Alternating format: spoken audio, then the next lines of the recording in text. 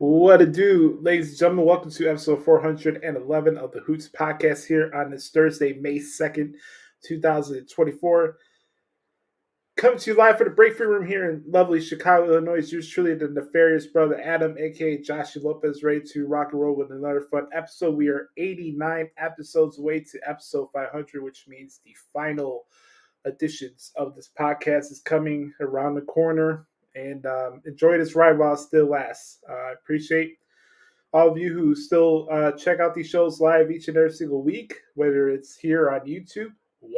Make sure to do us a favor and smash that like button. Please also press the subscribe button so not only you don't miss any episodes, also maybe some new added contents added to the channel, and who knows, maybe I might share some more guitar covers on there. Also, it would help us out a lot because we're on the road to 1,000 subscribers on YouTube, so appreciate the support there. But if you don't want to subscribe on YouTube and you don't want to see this hideous face, I don't blame you. You could subscribe to the podcast and follow the show more specifically on Spotify. That would really help expand the reach of the show. Right now, as I'm speaking to you, we're close to 1.3 million downloads on Spotify for podcasters, which is pretty dope. You guys continue support throughout this year, throughout the changes, regardless of whether I have a co-host on here or not. You guys still show up for me, and I really do appreciate that. And I'm still having fun with it, and that's why I'm continuing to do this for you guys. So 1.3 million downloads is fucking insane. I don't know if we'll hit 2 million at the end of the year, but it's again, I don't have the words at the time to really describe how grateful I am for you guys who still care about this podcast throughout these years. It really does mean the world to me. But like I said, if you want to check out the audio versions of the show, you can follow us on Spotify. We drop the podcast free of charge every single Thursday, anywhere you get your podcast from. And also, don't forget, if you want to check out my play-by-play transcripts, you can at WrestlingHeadlines.com in the results section. I mainly cover WWE television shows, Raw, SmackDAHN, and NXT, plus the premium live events, which I'll be doing this Saturday for Backlash, which is taking place in Lyon, France. I'm looking forward to it. This is going to be a very special week for me. Obviously, I'm very excited to cover this first PLE in France on Saturday morning / afternoonish. But this time, when I record episode 412, I will no longer be in my 20s. So this is the final episode of the Hoots Podcast in my 20s. And about to reach a very important milestone in my life. I'm turning 30 on Tuesday. And I'm excited for it. I really am. Maybe it's my luck that a big birthday like that would land on a freaking Tuesday of all days. But honestly, I'm just very excited to start this next chapter of my life. I got a lot of fun things to look forward to, and just reevaluating how I want to see the rest of my life going from here on out. And my plan is to move out of Chicago by the end of the year. Nothing has changed on that end, so I've just been off air, like doing research on different apartments and stuff. I think I told you guys last week that I'm taking a trip back to Orlando in the beginning of June, and I'll be doing some apartment scouting, I guess, or tours while I'm down there for a week. But turning 30 is a big deal, and I'm very, very cognizant of the stuff that I have been able to accomplish throughout my young career here in the professional wrestling realm and broadcasting. But I also realized that I know that my skills could be showcased on a bigger platform, and I'm always striving for that. I'm not putting the foot off the gas pedal. I still put as much effort into the transcripts as I did when I first started doing this stuff 10 years ago. I literally have grown up in front of you guys through the duration of this podcast. Seriously, guys, when we started this show, I was 22 years old. Now I'm about to turn 30, which is freaking insane to think about it. But really, I have grown a lot through these past 8 years. And I hope you guys have recognized that I've grown for the better.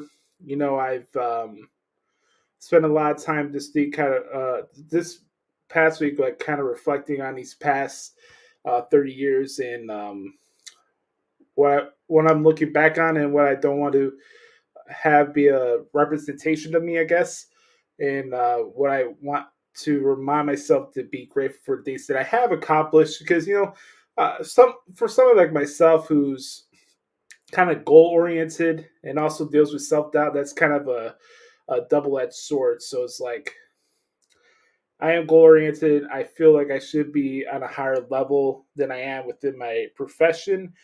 And then that also messes with my head sometimes. But I also have to remind myself, like I just said like a couple minutes ago, this podcast, which is not funded by a big site or a big network, has over 1 million downloads. That's insane. And I'm very, very appreciative of that and humbled by that. I really am. But I always want more, and it's not a money thing for me. It's kind of like knowing that the journey that I've been on for the last 10 years, at least in this realm of this profession, that I've been doing something right, that I'm on the right track. So that's really where my head's at with that. It's not really like me fiending out for more clout or attention or even money. The last thing I would ever want in this life is to be a clout chaser. I'm not a clout chaser to a fault. I don't really care about fitting in with people that are filled with wasted energy and being a clout chaser. I do wish at times maybe that I do give my flowers, if you will. That's what I'm trying to express here. So, turning 30 on Tuesdays is going to be a very big deal for me, and I'm just really excited for what's to come with this next chapter of my life. As many of you know, I've been listening to the show recently, especially over the last couple months. I've been reflecting on my transformation project and all the walking and drinking of water that I've been doing nonstop for the last. It's been almost a full year since I started this journey, and to think where I am now. Yesterday, as we record this, I went to the doctor for my latest checkup, and I've lost 18 pounds since my last checkup in December. I was supposed to have a follow-up appointment back in March, but the doctor that I have was celebrating, Ramadan at the time. So I was able to go through there. I wasn't sure where I was at that time, so that kind of sucked. But I was able to have the appointment yesterday. I'm down 18 pounds since the last time I had my checkup, and overall, since I started this journey, I am past 117 pounds that I've lost in total since I've started this journey, which is, again, like I said earlier, it's insane to think about. I wanted to show a little something with you guys, a little something personal. I shared this on my Instagram page if you guys want to see for yourself. You can follow me, by the way, at the Hoots Podcast on X if you want, and also you can hit me up on Instagram at Joshie Lopez Music, and you can check out my guitar covers. But the thing with this podcast is that I'm very open with you guys. I've let you in I let you in like the expression is like letting people in. I've let you into my life. I've had very vulnerable and deep conversations with you guys and everybody that supported the show more times than people that I trust in my own life. This platform is kind of like gravy for me in a way, from a spiritual point of view and from a mental point of view. I could come on here, I can speak from my heart, and really at the end of the day, I really don't care what people's perception or opinion of me is. You know what I mean? Like, everything I come on here, I'm stressing from my heart. I'm not here to play any games with you guys. We can agree or disagree with my stances on wrestling promotions and stuff like that, but that stuff really doesn't matter at the end of the day. What I want you guys to take away from this show each time you listen to it is that you gain an important life lesson to remind yourself that it's okay to be the authentic product that is yourself. And, don't forget to take things one day at a time. Um, practice healing. Make sure to forgive yourself in situations that you're not in control of, especially in situations where it's making you overwhelmed. Whether it's relationship or work wise, find the ability in your heart to forgive yourself, even if you're not responsible for said situation going on. I know it's difficult for people to do that, especially for people who have egos or very prideful. Oh, I have nothing to forgive. They did me wrong. And in some cases, you have every right to feel that way. Um, what I've learned, especially the last 10 years of my life and kind of healing the stuff from my childhood, is that I um, I I know for me what works for me is that when I'm able to forgive myself for things that I'm not responsible for, I can move on with a clean slate and live on with my life because tomorrow's not guaranteed. We're here for a short time. I know that. I'm not naive. I'm very grateful to come on here each week to record a podcast for you. God knows what could happen the next day. It's not lost on me of how grateful that we are to have a life in the first place. And I think a lot of us take that for granted at times. And it's not going to kill you. It's not going to lower your manlyhood by forgiving yourself in situations that you feel like you've been done wrong, or somebody burned you, or somebody broke your heart, or somebody betrayed you as a best friend. Like, we all go through difficult shit. I'm not alone. I'm not different from anybody's situation. My situation is not on a higher level than anybody else. Um, but it's also I had to remind myself to keep myself humble. I am very grateful for a lot of things I have been able to accomplish in the past 30 years of my life. But we all have our own difficult journeys and stuff. And for too many years of my life, I've felt like I've put myself in a position where I had to appease everybody else and make everybody else happy and not focusing on what makes me happy and listening to my heart within myself. Uh, I think anybody that knows me personally or people that have worked with me know that I'm a straight shooter to the heart, for better or for worse. It's definitely a pro and con situation for me. I am blunt to a fault. Uh, but also, I know that I have a lot of good characteristics in me that you don't find in a lot of people these days. And it's because, for me, I'm not doing it for seeking approval from anybody.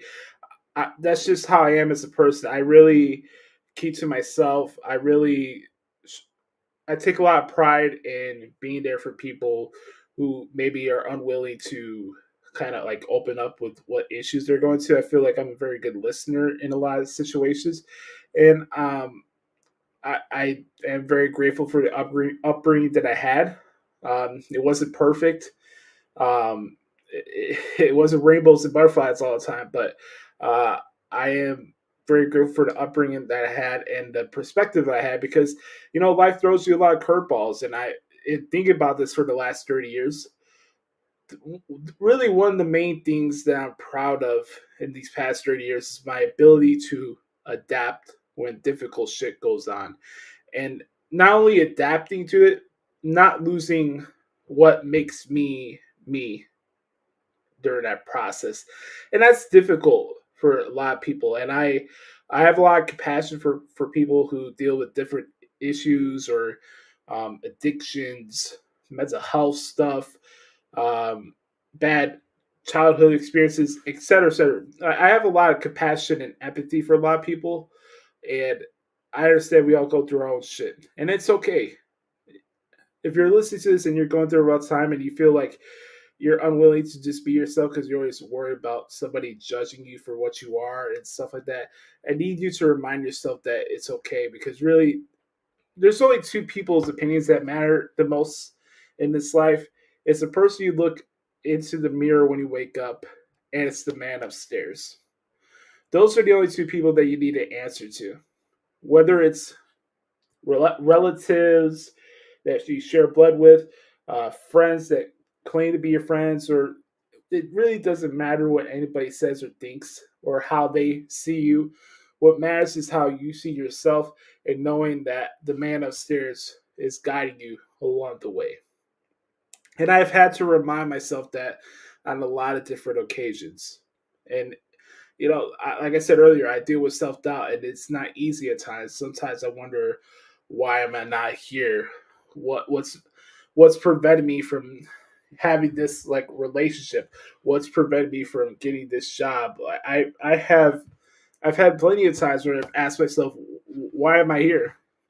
I've had these questions and stuff like that, but I've had to remind myself that I feel like I'm here for a bigger purpose. Uh, I feel like I'm here to bring some positivity to some people's lives, and especially with this show, if me coming on here and expressing my heart to all of you all, that I could come on here and I could be myself and I could be proud of who I am and not give a shit what anybody thinks in return, I could go on with the day. Tomorrow's not guaranteed, and at least I want people to remember me is that, hey, Joshie was a good dude. He was a match.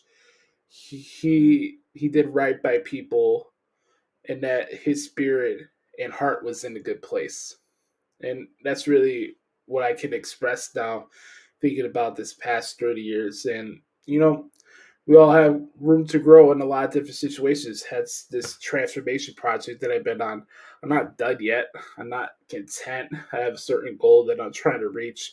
I'm not going to share that number with you guys, but I know what I've work that I put into this project to get to where I am now.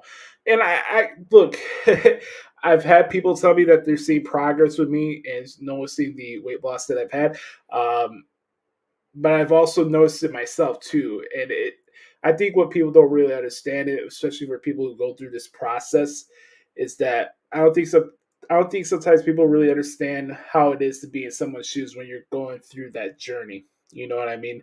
Like, to go through every day having fatigue, wondering if you are doing the right things, trying to be disciplined and balanced with what your intake with your food and stuff like that. And it's really a lifestyle change. It's not really only strictly based on how much weight that I lose. Like I told you guys before, really the basis of this project is to rediscover myself and get myself mentally to the point where I know that I'm undeniable. And I'm not giving somebody a reason to tell me no. I'm not, that it's really changed in my spiritual frame in a way, and not even to the opinions of other people. I had to remind myself that you're good enough for this job. You're good enough for this person. You, in general, you're good enough. And for many years, I didn't think I was, and I'm being honest with you. And now that I've been going through this through a year, I know now more than ever that I can overcome anything. I really don't have to prove myself to anybody. And if people know my character and the man that I am, the rest is not based on them, it's on me. I have to hold myself accountable with a lot of different situations and just in general. And I think I do a good job of that. I've always felt that I have been accountable with my mistakes and patterns and stuff like that. And like I said, I'm not perfect. I'm not, and I don't want to be perfect. I want to express that too. I think it's okay to be who you are, but also understanding that, like I said earlier, man, it really doesn't fucking matter what anybody says going forward. I'm writing this story. This is my life. And more importantly, I'm listening to my heart and appreciating the person that I am each time I wake up the following day if I'm given that opportunity. And I just want you guys to know, if you're struggling, if you're in like a dark place with your mental health or just general health in general, if you're down in the dumps about a relationship that you thought was going to work out and didn't, regardless of the situation, I want you to remind yourself that you're going to be okay. You're going to be all right. As long as you got yourself and understand the faith that you have with the man upstairs, if you do choose to have faith, I'm not going to begrudge people who are not religious. This is not one of those situations. But I will say, if you are a believer in faith, he'll guide you where you need to go. So, yeah, I know we just got deep here for the beginning part of the podcast, but I felt it was very important to share a little bit of my heart with y'all, and just to let you guys know that I'm happy. I'm in a good place, and I'm just excited to put this past decade of my life to the past and just move forward. I don't let my past define me. I don't allow other people's perspectives or opinions on me define what and who I am. And really, that's really what it is. So when we come back, we'll get into some wrestling talk and get you ready for Backlash coming up this Saturday from Lyon, France. And then we'll give out an award for the CLAHN of the week and answer your questions in this week's Back Porch Q&A session. And we'll be right back after this first commercial break here on episode 411 of the Hoots Podcast. When we come back, it's time for This Week in WWE. It's a good one because we got a lot of different topics to talk about here, not just previewing a pay-per-view. So here we go. We'll be right back after this first break, and we'll continue on here on the Hoots Podcast. We'll be right back.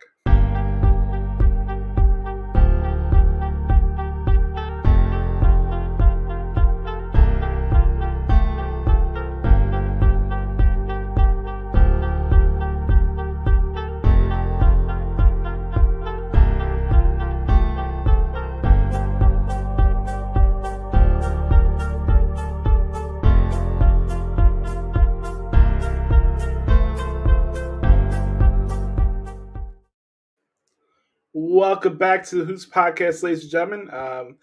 Apparently, the final boss is in the house here. What's going on, man? By the way, shout out to the actual final boss, my fellow Taurus brother. He is celebrating his birthday today, so salute to The Rock, and also salute goes out to Pat McAfee, who's celebrating his birthday as well.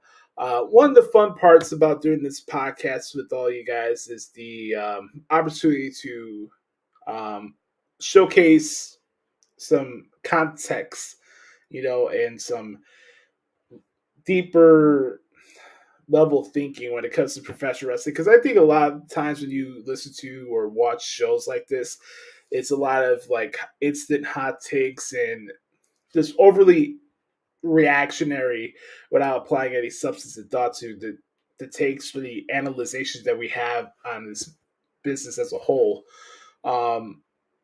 I would like to say this, and I didn't get a chance to talk about this in the beginning of the show, but right now, I really feel like my field of the wrestling media is doing the wrestling fan a disservice.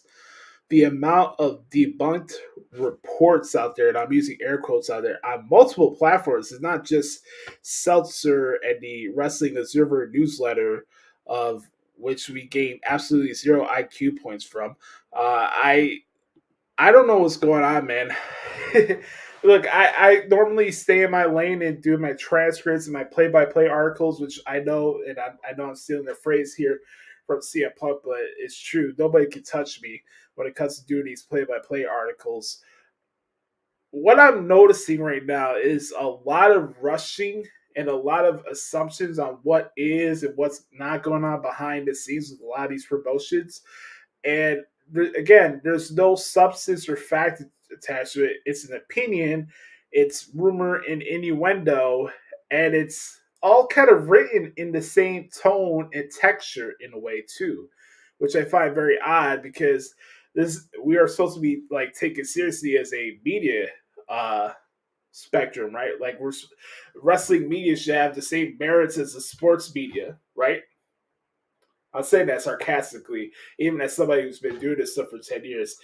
I'm not naive to think that wrestling media should be taken as seriously as political stuff or fucking entertainment media or sports media. Because really, at the end of the day, the people that are put on a pedestal within this field don't showcase the true journalistic ethics that are needed to have uh, that credibility, that intuition, that respect uh, through the audience. And I feel really bad for wrestling fans a lot of times because I really feel like wrestling fans can be played a fiddle.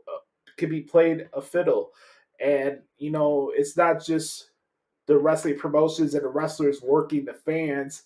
It's also now reporters and insiders one day after another can't figure out what the fuck their stance is on one topic or one wrestler who's injured, who's not injured. One day Dom Mysterio is about to have Tommy John surgery and he's going to be out for months, and then Dominic Mysterio appears on SmackDown the same day that report comes out.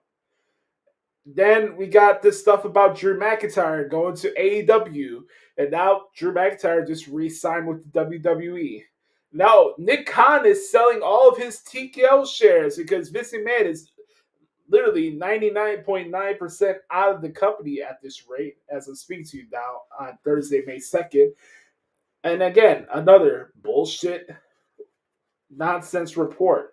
Oh, The Rock was late for rehearsals for WrestleMania 40 Night 1. Again,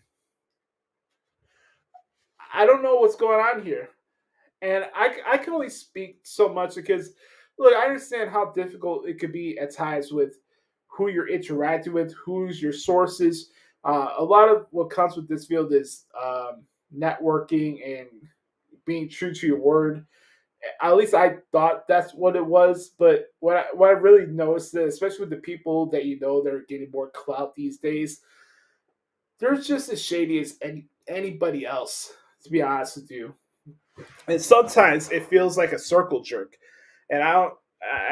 I'm sorry if that's brash or harsh, but I'm being honest with you guys. I sometimes it feels like a full round circle jerk of reports, what's real, what's not real, yada yada yada. And I'm half the time I read some of this shit and I'm like, where's the accountability? Why are we posting this shit in the first place? And what are we getting out of it? Because it spews into these silly debates, and then we get into all the tribalism that we all have to sit through every single day on Twitter. And then on these shows, and it's the same people who do YouTube shows that claim that we should love all wrestling promotions. And then the next second, they're going back and forth with their tribalism stance for that week. So this week, AEW has a good show. I'm a Tony Khan stan. Raw is a good episode. I'm a Triple H stan. And I feel like we're all going around in circles and circles and circles and leading the wrestling fans astray because half the time you can't really recognize who's being honest and genuine with their perspectives on the business and who's trying to have an agenda. Last week on the podcast, I put an end to what the hell is wrong with AEW because I felt in a way, not only did I feel like the segment was overstaying its welcome, but also I didn't want that to be a representation of what I do with my work. I didn't have the segment out there as me pushing my agenda against AEW. They do a good job of putting out shitty content and making themselves look bad by themselves. They don't need my help to point that out to you guys. But again, I don't do this stuff for tribalism reasons. I don't play favorites here. Believe it or not, there's a lot of times that I spent more time covering promotions outside of the WWE than I am now since I got my job back. I love pro wrestling, but in a lot of ways, pro wrestling gets in their own way. Case in point, AEW. I'm supposed to take Jack Perry seriously now. The Hardly Boys, who are just absolutely brutal at promos, regardless if they're heels or faces. Okay, great. We're going to have Okada and Omega again. Awesome. Where's the ROI when we get past the dream matches and angles that placate to that niche audience? That's my question to each and every single one of you. Cool. We'll do Okada and Omega at Wembley Stadium. And then what? Tony Khan comes back on TV and becomes a fucking heel? Woohoo! You know what I mean? Like, why should I care? But anyways, let's go back here, because really my main point with this is that it's really the same people every single week that I've been noticing with the blue check marks, and one day after another they're having to defend their reporting and trying to double check news that's coming from people who are actually in wrestling promotions when they revealed the news themselves. Like, we had the whole deal with The Rock posting out the Instagram post of Drew McIntyre re-signing with WWE. And then I see a reporter out there, I reached out to WWE to confirm this. The Rock is on the fucking TKO board. What other double confirmation do you need? Drew McIntyre is openly having a meeting with Nick Khan. What other double sourcing do you need for confirmation there? Drew McIntyre re-signed with the WWE. So it's like it's little stuff like that. I don't know what we're doing here as a collective. I think we could be doing a lot better. We need to have people held accountable for their agendas and just inability to look themselves in the mirror. There's really a lack of self-awareness and a lot of cocky and arrogance that comes from these reporters and stuff. And people need to be held accountable. I don't care if that pisses anybody off, because it's the truth. People need to be held accountable. And I just needed to get that off my chest. So let's continue on here. We had the draft. The draft is over. I know a lot of people are like, oh, nothing changed this year. Were you really expecting a full-blown rebuild for Raw or SmackDown? Nobody went anywhere? Okay, maybe it's not as sexy or big name stars chasing different rosters because of the fact that the champions are protected on their brands. I told you last week I thought it was a good idea, because we don't need to do this stupid thing every year where, okay, Cody gets drafted to SmackDown, but Cody gets drafted to Raw, but he's the undisputed WWE Universal Champion. So that means they have to switch the world title to the undisputed title. We don't need that. We don't. So,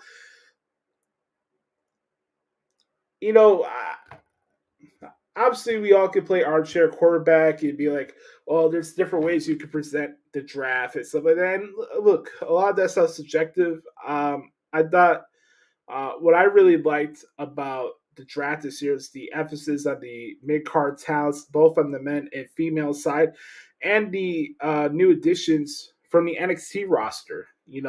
Like Kiana James going to Monday Night Raw. You got Ilya Dragunov come to Raw. You got Baron Corbin now coming back to SmackDown. Dijak was added to the list. Lyra Valkyria, which I think is one of the best picks out of the draft. She has that Becky Lynch characteristics to her. I have a lot of NXT UK pride beaming through me right now, because I literally covered every single episode from that brand when it started. And to see her journey there and then go through what she did in NXT, she has a lot of potential ahead of her. And I hope at least the fickle universe gives her a chance, because she's phenomenal. And the same thing too, like you got Blair Davenport, who's going to SmackDown, another one from NXT UK that I think is a big time star, and she's gonna kill it. I think She has a different edge to her. She's hot. She could talk. She could kick people's ass. She could go in the ring. I hope Blair gets an opportunity. It's not just something where you have her become like, no offense to her, but you don't want Blair to get in the same position as Mia Yim is now, where you barely see her on TV. Now, on the good thing for Mia is that she's now taking part of this combine thing where they're about to crown the first ever NXT Women's North American Champion at Battleground, which I think is cool. I like the concept. I think, try it out on NXT first to see if a mid-card title for the women's is a good idea. Again, it's also a subjective conversation. Who really does have the best female division within all of professional wrestling? I think it's NXT. I think AEW is making improvements with their women's division. I like seeing Mariah May on my TV, obviously, but she's having matches every week. I just don't know if people are caring about the matches. That's the thing. Like, I get it. She's there to take the bumps for stuff for Toni Storm, and they're just using Toni as an attraction, and it's not a bad idea. But having Mariah May go out there every Dynamite, every Collision, and have these 15, 20-minute matches, are anybody giving a shit? That's the thing. But regardless, I really do like the emphasis on the mid-card talents and also what's going on within the women's division. So that's really what stood out the most to me within the draft. Obviously, the big news coming out of the draft is that Roman Reigns withdrew from the draft. So kind of leaves him up in the air. He's kind of like at the point of a Rock or Brock Lesnar. Roman Reigns is in the way of free agent attraction, and he could show up wherever he damn pleases. So I wasn't really surprised by that, to be honest with you. I don't know. That's the thing, because there's other questions you have to ask along the way with the draft. Do you want to keep the bloodline on SmackDown? Do you want them to be part of Raw as we head towards Netflix in 2025? There's a lot of questions to be asked, Take a swig of water there.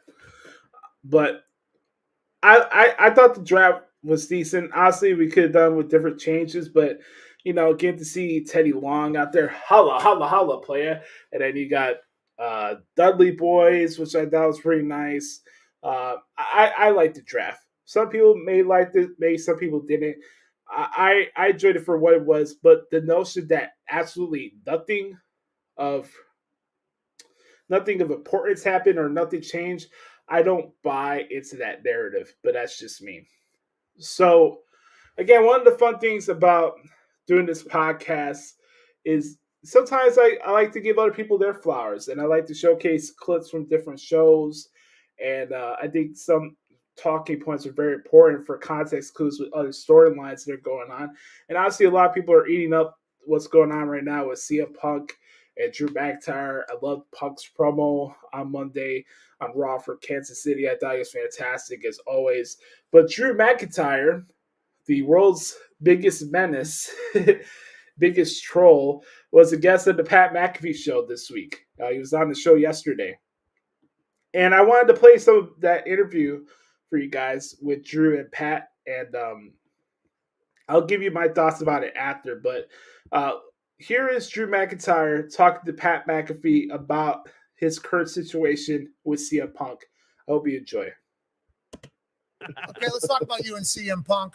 Michael Cole said you're obsessed with him. Do you think that's accurate? Do you think he is maybe taking advantage of your obsession and made you look dumb? Like, for instance, on Monday, he was up in his suite. You go run into his suite. Now he's down in a ring. They're saying, not me, but others are saying, this guy looks like a big, dumb Scottish idiot up in the suite while CM Punk's down in the ring.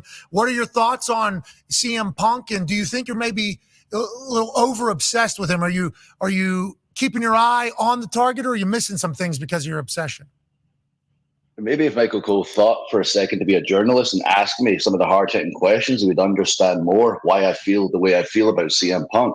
I've referenced it repeatedly. I won't go into details right now, but we were on the roster together when I was just a kid from the age 22 to age 26. He was somebody that could have been a leader for me, and he actively hurt my career when I was younger. And people are like, oh, just forget the past. I hear about it all the time when it comes to the bloodline, it comes to some of the other things going on in WWE. Just forget the past, forgive and forget. I can't forget if you literally ruined my life. And right now, though you look like a big dumb idiot chasing CM Punk, no, I was saying, mate, get in my face. You screwed me at the World Title at WrestleMania. Just face me like a man. You're playing games where I'm chasing you around. No, like, who's the coward here? Who's the, again, PG, P word here? He is. If I look like an idiot chasing him around, okay, fair enough. But he's not willing to fight me like a man. Mm-hmm. I'm going to end up showing up at his doorstep. Embarrass me at WrestleMania. It was 5 minutes and 46 seconds, by the way. Sorry. I had the title for before he cheated me out of it. Sorry. And I'm getting ready to show up to Chicago like I don't know where he lives and start smacking him around. We're grown-ass men. We're going to handle it grown-ass ways. That's my fist in your face. Well, I think he's still recovering from his injury, obviously. Oh, deadums. I talked about this on Monday as well. You know what happened at Mania when he attacked me from behind, swept my legs out? He fractured my elbow. This elbow right here, broken bones in it. You know what I did the next day? I wrestled in a four-way match that I would have won if it wasn't for CM Punk. I've been taping up every week. I did a European tour where I wrestled Jey Uso every single night. He's sitting on his couch, collecting his big paycheck, thinking how he can kiss corporate arse to keep cashing those checks while I'm putting in the work. Who's the bad guy? Who's the delusional one? Who's the hypocrite? Love it. You're speaking a lot of sense here. Am I lying? Am I lying? No, if somebody called you a liar. Stop me when I'm telling lies. Yeah, they would be liar. They would be lying if they were to say you were a liar. Now, I like CM Punk, but Ty has a question for you. Yeah, Drew, this could... Yeah, you know how he is today, an ass kisser. He kisses your ass constantly. Well, I don't mind One, that. you're a nice guy. Two, you've got all that power. He's a corporate kiss arse. And, mate, you don't dress in the suit, but you got power. Hey, listen. Hey, McIntyre, I don't care if somebody's fake nice to me or real nice to me. As long as they're nice to me, I'm appreciative of it. You know what I mean? I'd rather they be fake nice. And CM Punk has certainly been that since he's gotten back. Now, to you, it's a whole different story. Now, with that being said, Ty has a question. Yeah, Drew, I couldn't agree more with your points there. He is a corporate kiss arse. There's no two ways about it. And this could be a little extreme. I don't know if I would consider it that. But have you considered maybe just one of these nights, just saying, you know what? Fuck it. I'm going to take Angela. I'm going to pick her up here. And I'm just going to behead CM Punk in the middle of the ring. I'm just going to slice his head off, and then I can take his big, dumb, corpse of a head and just carry that with me everywhere. Don't need the WWE title, okay? No. You just take around CM Punk's head to everyone in the locker room. You say, hey, who's the big bad wolf now, okay? Don't forget what this guy can do. And if you don't want to go that far, that's fine. Then maybe you just deliver not one, not two, but 3 claimer kicks to that big, dumb, stupid mouth of his. Just something to consider. That's some good ideas. I mean, I love the sword idea. It's like going to jail. I just think that'd be the easy way out. He just doesn't deserve the easy way out. He deserves to be tortured, deserves to be beaten over and over. Even the Claymore, I have to jump up and fall down myself. It hurts me. I just want to punch his stupid face to my knuckles. Actually, it hurts my knuckles. I want to forearm his stupid face once there's bone heals. Until he's unconscious, not quite finished yet, so he can come back around and I can do it again. And I want to make his life complete hell. He says he wants to make my life hell. He made my hell life when I was a kid. When I was young, I was naive. I was new to America. I could barely figure out how to pay bills, never mind operate in WWE. And he could have helped me. He could have helped navigate those waters instead of actively hurting me. But I figured it out. I'm one of the top dogs in WWE. I will be the top dog like I was once again. And as I said, I'm a big, giant, angry monster now. And I'm going to smack him around. And he breaks so easy. I don't want to hit him too hard. The guy's made of freaking glass. Every time I break him, he goes away, he rehabs. And I know he'll keep coming back like a Terminator. So I need to figure out how to take him out for good. Jeez. I wonder if CM Punk's hearing all this. I think so. Oh, he's going to hear it. Why he watches me constantly. He doesn't reply on the internet because he knows he can't keep up. He's like, oh, Drew, his Twitter fingers. Oh, that's all you're good at, whatever. No. Do I seem like the average troll? I'll tear you apart on social media. Oh, yeah. Then I'll step from behind the keyboard. I'll tear you apart physically. And if I wasn't married, I'd take your girl too. That's the kind of troll I am. Go, hell yeah, Drew. Jeez, you're my mom's favorite superstar. Man, what an absolute menace. That guy is a problem. I'll tell you, man, that Punk and McIntyre feud, once it starts heating up towards SummerSlam, man, it's going to be on like neck bones. Shout out to Booker T on that one. Seriously, though, when we get to the time where Punk and McIntyre are feuding with each other and we get closer to SummerSlam and stuff like that, hell, it makes me interested in even going to freaking Cleveland. If you guys know me about my opinions about Ohio, especially Cleveland, that's really saying something. I to see Punk and McIntyre at SummerSlam would be pretty dope, and I know Punk will probably be healed maybe in a month or so, but I think he's going to be back in time before SummerSlam, and that's really that's the key thing, man. To keep people interested in a feud that's probably been going on now for almost 3 to 4 months, and still have to wait another 2 months or so before it gets actually physical, and still keeping the attention of the people's audience and have them on the palm of their at the edge of their seat, and Punk and McIntyre have them at the palm of their hands.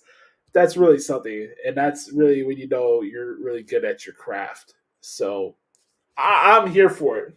I thought Drew's interview with Pat McAfee yesterday was fantastic. If you guys have watched the whole thing, I recommend you guys go check it out on Pat's YouTube channel. And again, I want to give a shout out to Pat for his birthday today, so I wanted to do that for sure. All right, ladies and gentlemen, let's talk a couple other things before we get to our predictions for Backlash. I wanted to mention that really it was really nice to see Braun Strowman back.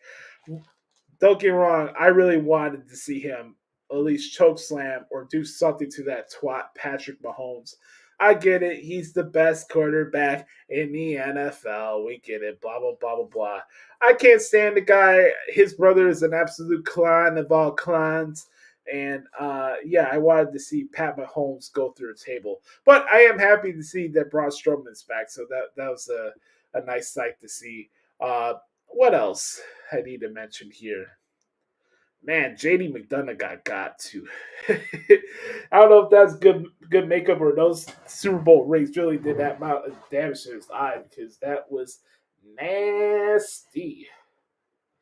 And then, by the way, if the idea of having Sheamus and Braun Breaker is on the table, sign me the fuck up, because I definitely want to see that match.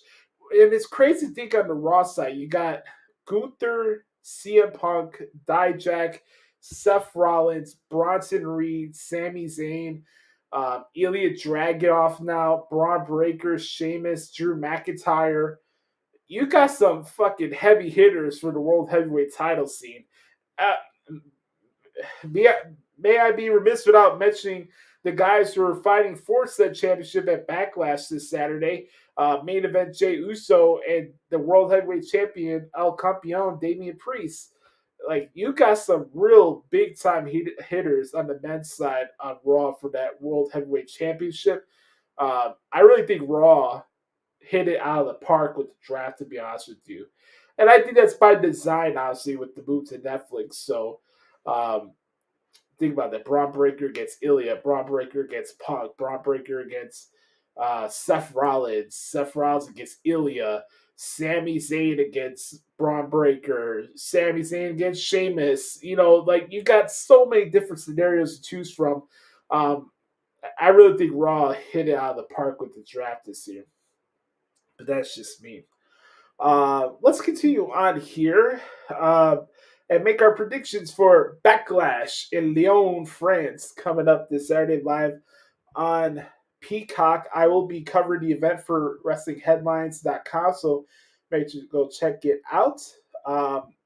Here's your matches. I'll do a quick extra impression style run through the card, and then I'll give you my predictions for the show. Okay? Should we do that? Let's do it.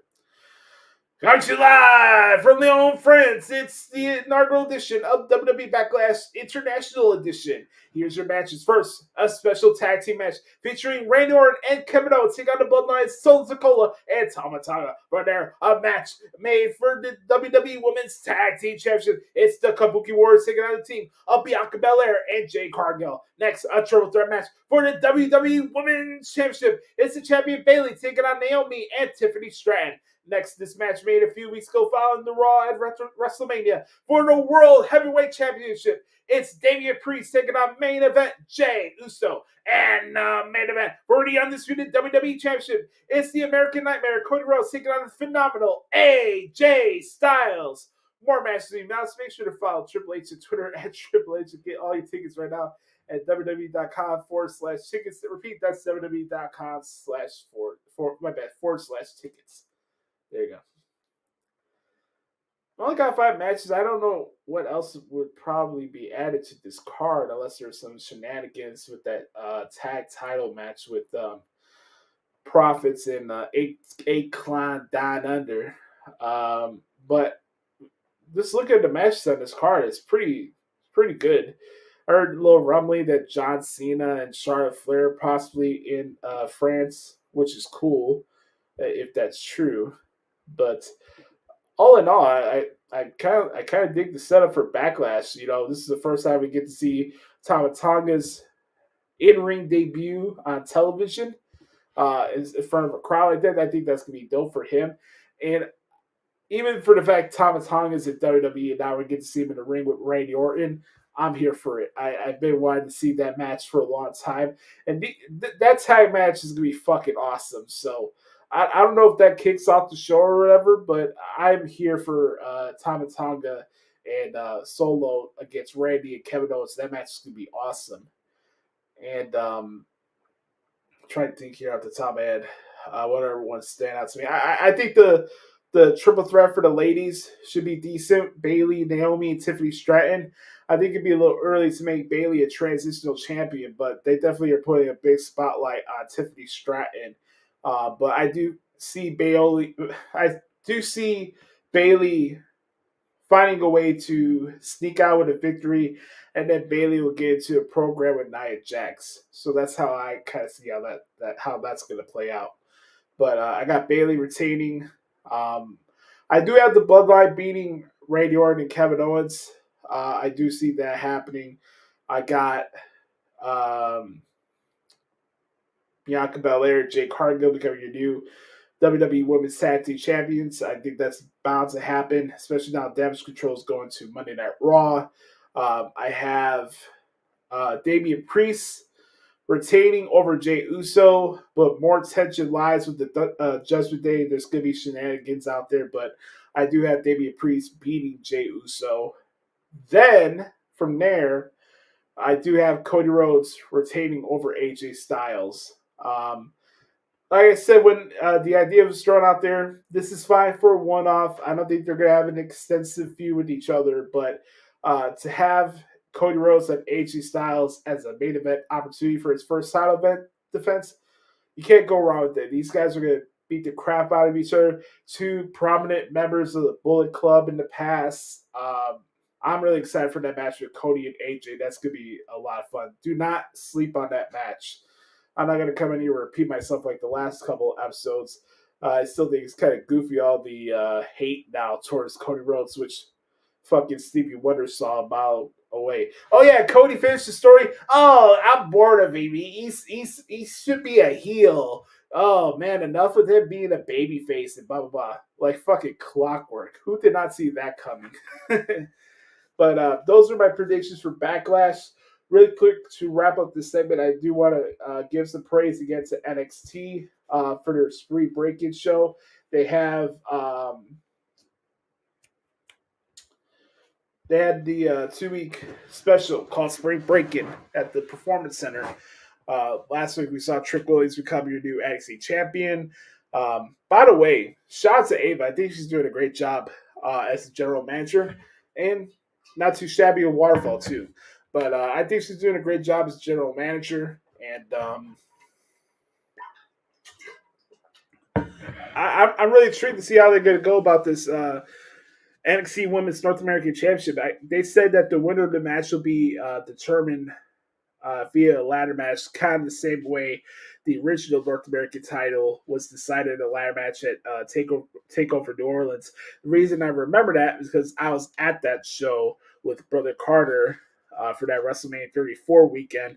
And man, that was 6 years ago. Crazy how fast time goes.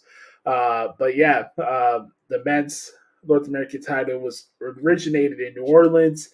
Now the women's title will be originated in Vegas at the UFC Apex. So we have that. I had a question for Chris this week for the Q&A about Fallon Henley. She turned out Thea Hale after her and JC Jane had a pretty solid match. Shout out to Axiom and Nathan Frazier for their tag title match against the Authors of Pain. I thought that was a lot of fun. Obafemi and Ivar was pretty decent as well.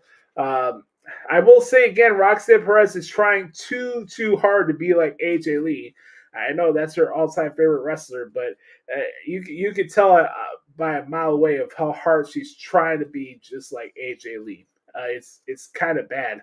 Almost as bad as LA Knight leaning into Stone Cold Steve Austin at times. But, hey, that's neither here nor there. LA Knight, yeah. So, I just really, again, I really enjoyed the vibe of NXT. It's dope. It's a fun brand to watch.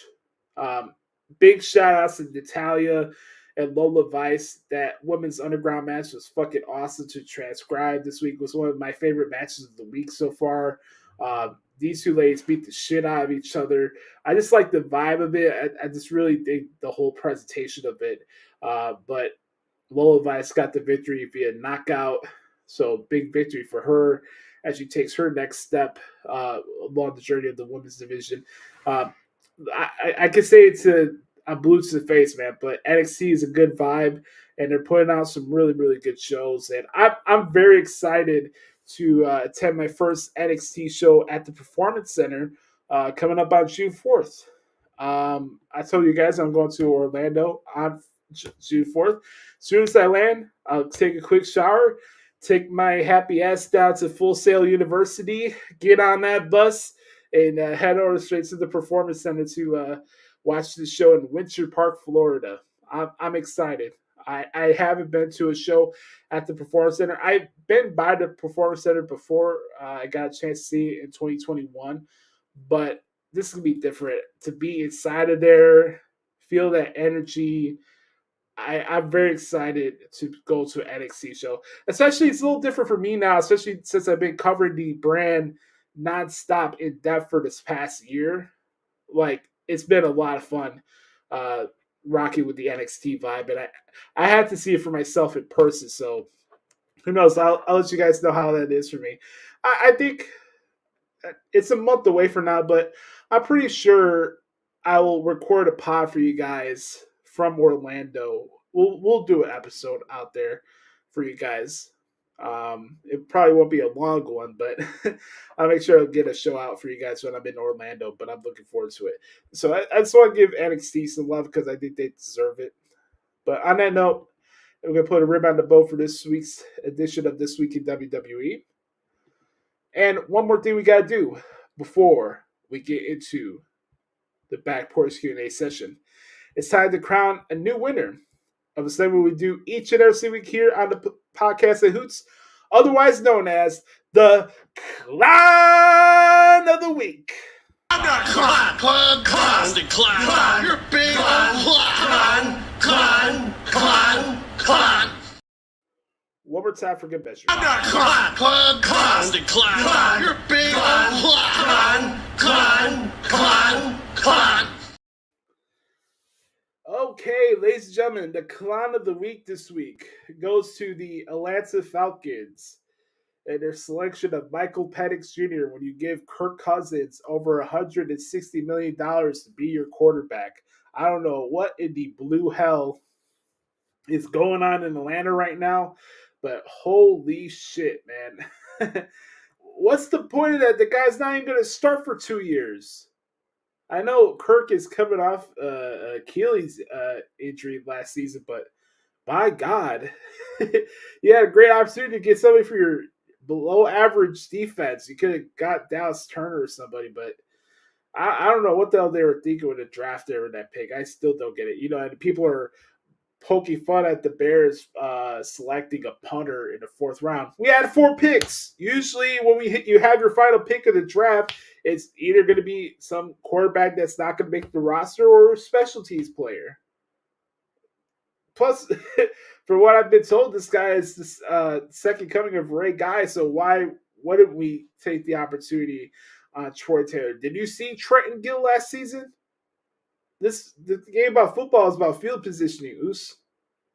So I have no issues with Troy Taylor being drafted to the Bears, but that one with Michael Penix made absolutely no sense to me whatsoever. That pick was just absolutely insane. And also, I'll throw this for a CLAHN of the week. This whole stuff with Kendrick Lamar and Drake and Chris Brown and Quavo and all this stuff is so freaking corny and lame.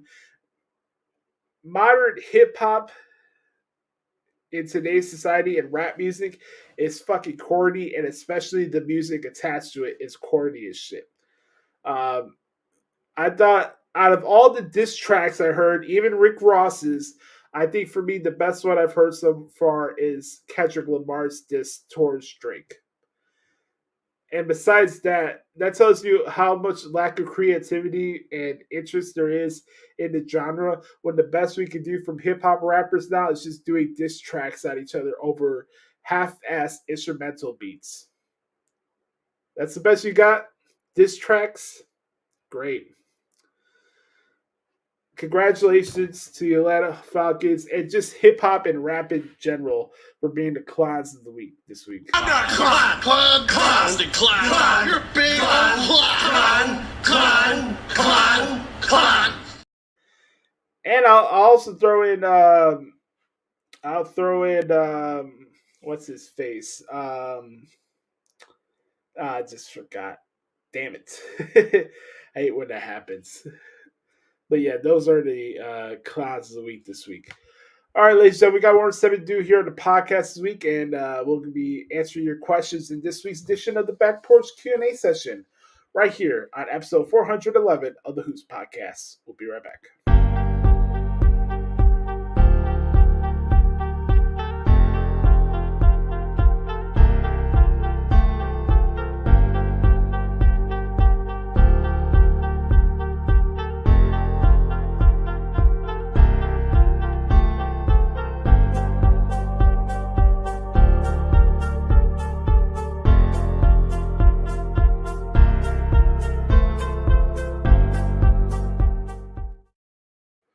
Welcome back, ladies and gentlemen, to episode 411 of the Hoots Podcast. If you guys are enjoying the show, for those who are watching live on YouTube, please do us a favor, like this video and subscribe to our channel as we're on the road to 1,000 subscribers. And if you more enjoy the audio version of the podcast and don't want to see this ugly face, you can follow and subscribe to the podcast on the Hoots Podcast feed on Spotify. Follow us there, and that'll help expand and reach the show. We appreciate the support each and every week, and the appreciation doesn't go unnoticed, especially for those who contribute for one of our signature segments here in the podcast at Hoots, otherwise known as the Back Porch Q&A session. So let's take a look at these, shall we? We only got questions this week from the good brother Chris Letta, so let's do it. Let's throw up the X here. Shout out to Chris Letta on Twitter, XTeenZaletta24X on the Twitter machine. Here's his questions this week. What a boost. Here's some questions for the Q&A this week. How would you grade the Bears draft? Good question. What? What's that? Are you saying that the Bears had an A draft? What? A B? What? C? What? D? What? I'm gonna go with an A minus. I don't want to be too much of a mark. I'll go with an A minus. I really liked what we got on draft with the limited draft capital that we had. I'm definitely gonna go at least with an A minus there for the Bears. So let's take a look at the next one here from Chris. Just typing something here real quick. Sorry about that. Got it right here. Got you. Your thoughts on the WWE draft? Like I said in the segment, I enjoyed it for what it was. The notion that nobody changed, I don't agree with that. And I really do like the additions from NXT and also the added emphasis on the female roster shifting directions on both sides of the brand. I thought SmackDown did pretty decent for their women's division, just like I thought that Raw did very well for their men's division. So I thought it was a nice balance of everything. Plus, we got to see CM Punk on the show. So all in all, I enjoyed the draft for what it was, but appreciate the question, brother. Thoughts on Fallon's turn? I can't say that I did see it coming, Chris. I thought it was kind of overdue, but Fallon Henley is so talented, and another dropped ball by AEW. To see her work through AEW Dark to where she is now, she's fantastic. I know that at least from her character point of view, she seemed very dejected over the fact that she wasn't able to participate in the draft. Like, she didn't get drafted, right? But I think that for her, she's very talented. She's good in the ring. She's good at promos. I think she had a justified reason. Plus, the Thea Hale and JC Jane feud was going for very long. And you know you're a good heel when you make other people want to turn on the people that you're feuding with. I think that's a mark of a good heel.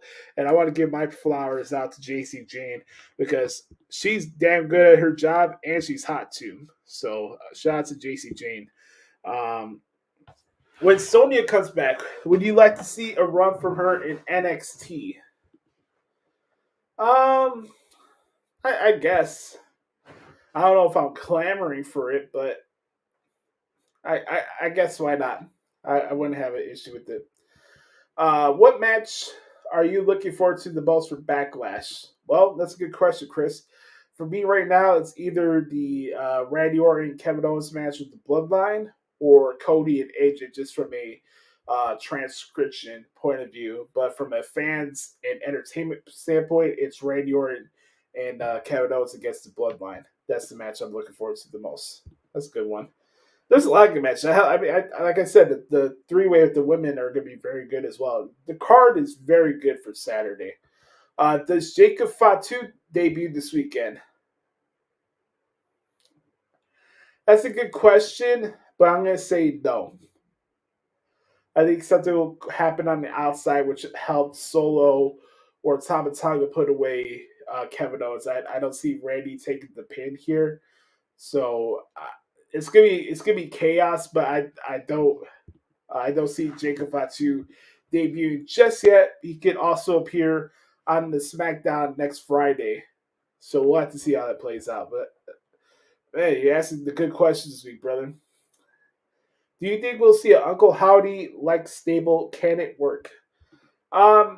I think it's bound to happen. We're getting these QR codes. We're getting these hits and clues during these shows.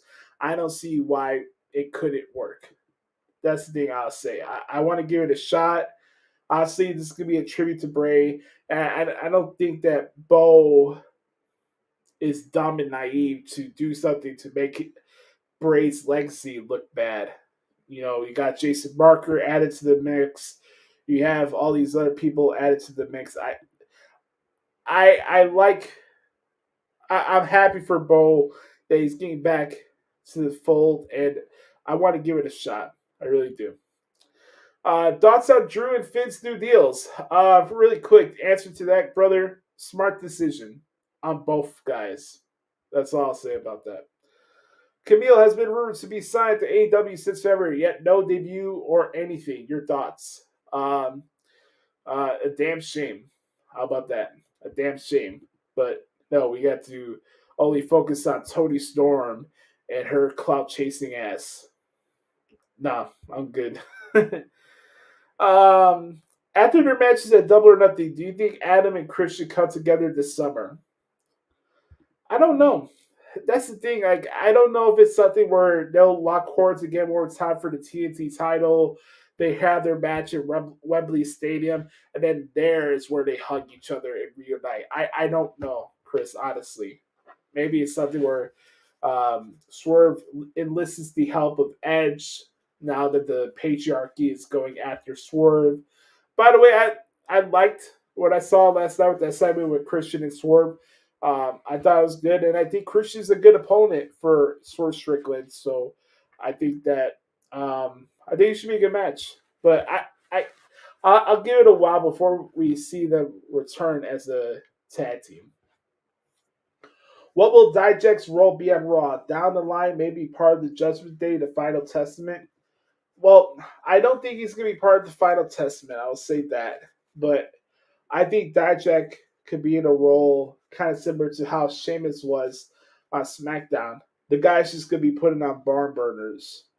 So I'll go with there. And who knows? Maybe Dijak becomes Kevin Nash or somebody else on the roster who needs like backup, like underneath guy that needs like some muscle behind him.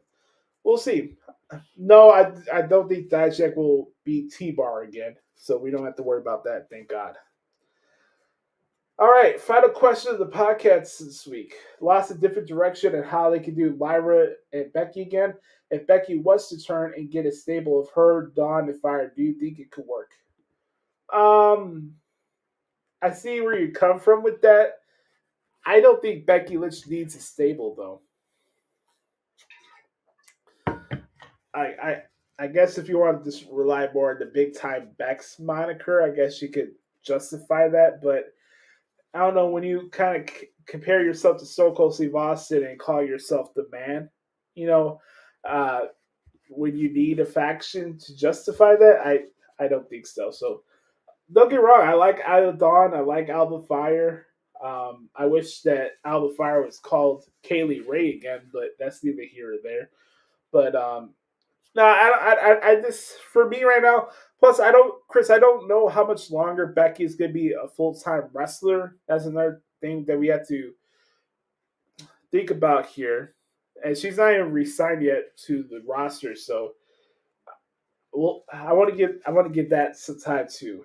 I right now, maybe I can be proven wrong, but I don't see a faction working on that end for Becky Lynch. She doesn't need it, in my opinion. But on that note, I want to thank Chris for the questions as always. As always, if you guys want to participate in the Back Porch Q&A session, all you have to do is hit me up at Twitter at the Hoots Podcast or the Hoots Podcast at gmail.com. Now, before we get out of here, I want to share a couple pieces of wisdom before your boy turns 30 and do a little self-reflection. I kind of teased this in the beginning of the show, and I wanted to show it there, but now that I remembered that I was going to bring this up, I wanted to share something with you guys, something very important. First, here is a little bit of wisdom. I shared this guy's work before, but the guy is very talented at what he does. His name is Albiner Eugene Jr. Make sure to follow his work on Instagram at This Is Albiner. And this little piece of wisdom for you guys today here on a Thursday. Check this out. Take some hits. Consider it nothing but joy, my brothers and sisters, when you fall into various trials. The boxer who understands that if he wants to be a successful champion, he needs to develop a chin. In boxing, you're going to take many hits. And it's not just about getting in the ring. It's about winning the rounds. And it's about getting to the end or getting a knockout yourself. But the goal isn't to get in the ring and get knocked out. And I want to say this about life. Life can be extremely hard. You are going to go through so many challenges. The Bible says, consider it nothing but joy when these trials even come your way. Watch this. I'm not saying you can't get knocked down. The Bible says the righteous fall, but they get back up. You got to be able to know that you're going to get hit, but God is with you. God is for you. And even though it doesn't look good, God's going to make it good. The Bible says he will make it good. I'm going to say this to you. When a boxer, when that round's over, he needs to go to his corner. That boxer has people there for him, giving him insight, giving him tips, giving him things to look out for, patching up some wounds, getting him together so they can last longer during the fight. You need your community when you're in this fight. You can't do this alone. So let's get tough. Let's grow in endurance. All right. A little piece of wisdom for you guys there. And then last thing I want to share with you guys is something that I posted on my Instagram page on Saturday last week. And I want to show a little bit of a update of my transformation project, if that's okay with you guys. My first time doing this here on the podcast. And this was me back in 2022. This was me at my cousin Vince's wedding. And this was me at my lowest point of my life. here we are, and this is me now here. I took this last Thursday. This picture last Thursday. That's where I'm at now. So we could go back here. So that's 2024. Here's me 2022. Like I say, broken, lost, unhealed Joshie to healed, reassured, and driven Joshie. And here I am now. So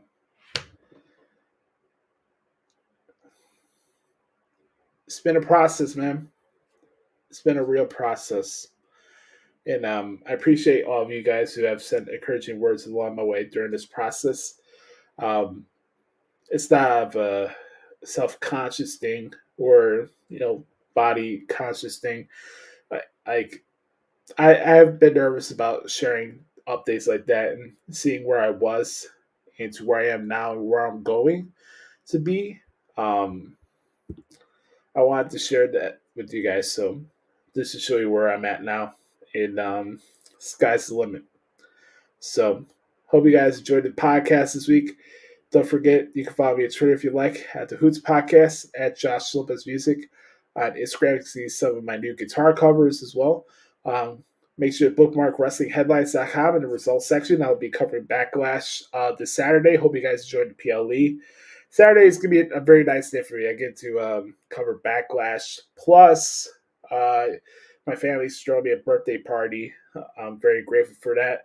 And it's going to be a good time on Saturday, so I'm looking forward to that. And then don't forget, guys, to like the video here on YouTube. Make sure to subscribe to the podcast as we're on the road to 1,000 subscribers. It's time to add a plaque here into the shrine. We need to get one of those YouTube play buttons. Let's up the subscribers, shall we? And don't forget to follow the podcast also on Spotify as well. Tell a friend about it. Share the show with your friends, family members, anybody that likes wrestling or needs some life wisdom like I shared in the beginning of the pod this week. And I love you all. Remember, folks, be the authentic product that is yourself. And remember, nobody dictates the pace of your life but yourself and the man upstairs. I love you.